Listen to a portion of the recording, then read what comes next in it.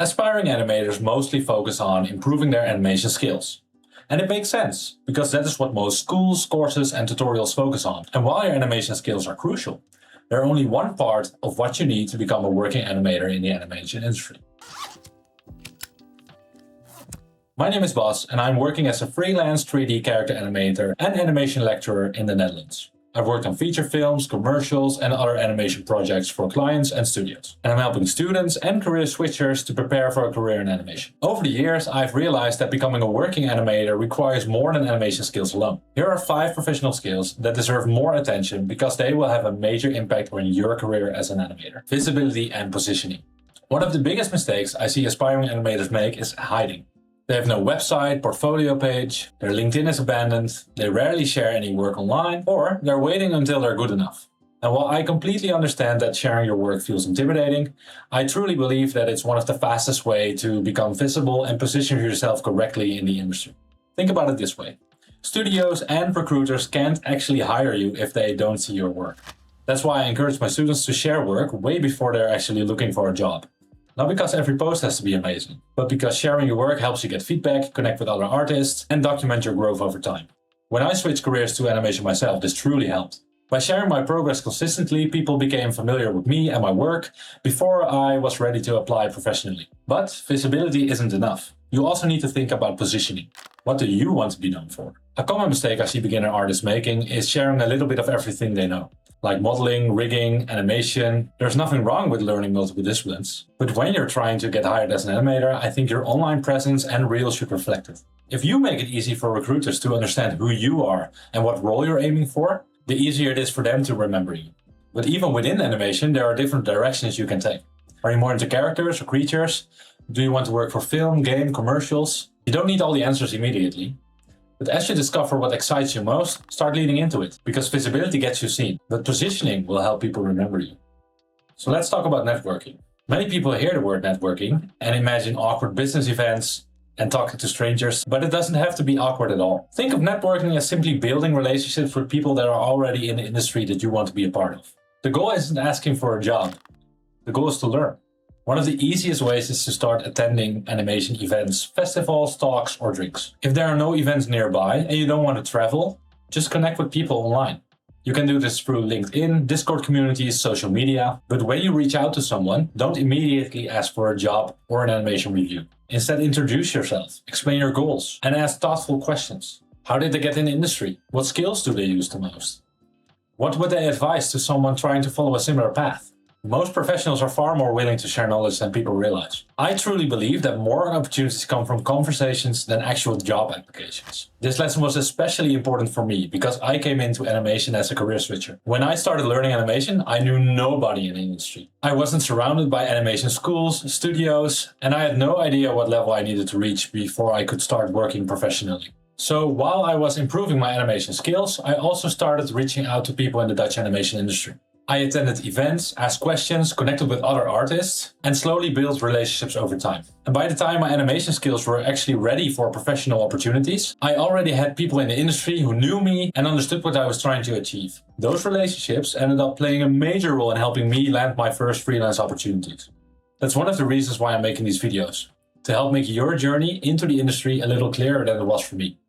That brings us to production readiness. Imagine tomorrow, someone offers you your first animation job. Would you be ready? Would you be ready for the deadlines, feedback, revisions, meetings, and expectations that come with a real production? Because when my first opportunity arrived, I wasn't so sure. For roughly 15 months, I balanced a 32-hour workweek at a consultancy firm with 20 to 30 hours of animation training. Most mornings I started with animation before work. Wednesdays were fully dedicated to animation. Weekends revolved around assignments, deadlines, and applying mentor feedback. It was exhausting, but I gave myself a clear goal: become a professional animator within 2 years. And then the opportunity finally came. Through networking, I learned that multiple productions were actually ramping up and started hiring. Shortly after graduating Animation Mentor, I was offered a position to work on the Dutch feature film Victor Vleermuis, internationally known as Benjamin Bed. It was exactly the opportunity I've worked towards for almost a year. The problem was, I had never worked on an animation production before. I didn't know if I was fast enough, I didn't know what it would be like to receive feedback from supervisor or a director. I didn't even know if I could hit the same quality under production deadlines. For the first time, I wasn't worried about getting the job. I was more worried about keeping it. And looking back, I realized something important. What prepared me weren't just my animation skills, were the habits and production skills I developed during my training, like working consistently and playing around deadlines, working with feedback. That is what actual production readiness is about. Remember that studios don't hire animators to create perfect shots in isolation. They hire people who can contribute to a production. So to evaluate your own production readiness, ask yourself, how long does it take me to take a shot from planning to polish? Can I consistently hit deadlines? How comfortable am I receiving and implementing feedback? Can you ask the right questions to your supervisor or director during a briefing? One of the easiest ways to improve these skills is by joining animation challenges, or work with a mentor or someone else that holds you accountable. You can also share your work in progress with other artists or post it in an animation community. And be honest with yourself about the time your shot actually takes. It's tempting to ignore extra hours spent on polishing animation because you'll look faster on paper. But inaccurate estimates actually result in unrealistic expectations that can hurt both you and your production team later on.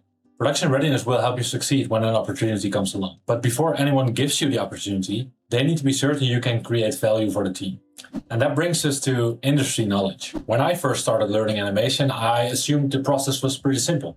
You create a strong demo reel, you apply to studios, you get hired, and you work your way up from there. That's the path many of my mentors followed, and it's the advice you hear often in courses or tutorials. But I quickly discovered that opportunities don't look the same everywhere. I wanted to build my animation career in the Netherlands and participate in the European animation industry without relocating. And that meant I needed to understand how my local animation industry actually worked.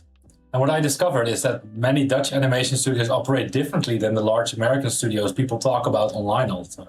I think because projects are smaller, the plan looks different. There may be periods where studios need a lot of animators, and there may be periods where they don't need any animators at all. My first animation opportunity wasn't a staff position either. It was freelance.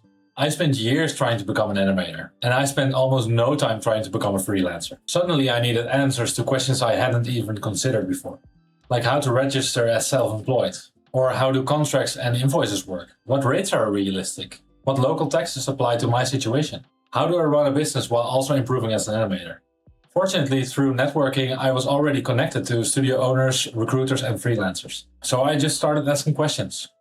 And some more questions. The more you understand how your local industry works, the easier it becomes to position yourself for opportunities in that industry. Your animation skills matter, but knowing how to navigate the environment you're in is just as important. And once you've found your place in that environment, there's one skill that will help you stay there. So let's talk about adaptability.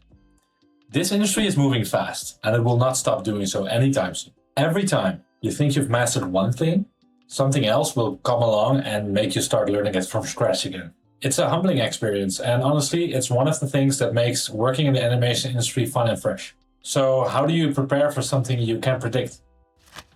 The truth? You don't. You can prepare for every software update, every pipeline tool, or every animation challenge you'll ever encounter.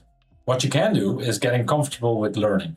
One way you become adaptable is to actively work on your weaknesses. It's tempting to keep repeating the processes you're already good at, because it feels productive. But the skills you're avoiding today can become the obstacles you're facing tomorrow. So start exploring areas outside of your comfort zone. For example, many animators focus mostly on biped characters. But productions often require you to animate creatures, quadrupeds, flight, or even do something in a style you've never worked in before. I worked on several productions where I needed to animate something I haven't done before. Sometimes I knew months in advance and I could prepare. Other times I had to learn it while production was already moving forward. I think it's safe to say that professional animators aren't valuable because they already solved all of the problems. They're actually valuable because they are able to solve problems they've never seen before. Okay, let's recap. Becoming a working animator isn't only about improving your animation skills. It's also about visibility and positioning. It's about networking, production readiness, your industry knowledge, and your adaptability. The good thing is, every one of these skills can be learned and improved over time. But to help figure out where you currently stand, I've created a free working animator self-assessment. It's a practical checklist based on the 5 skills we discussed today. It's designed to help you identify gaps between where you are now and where professional productions expect professional animators to be. You can download it in the link in the description. And if you're serious about becoming a working animator, I also recommend joining my email list. That's where I'll be sharing additional industry insights, career advice, and lessons learned from working in a production environment and teaching animation students. Thank you for watching, keep animating, keep learning, and I'll see you in the next video.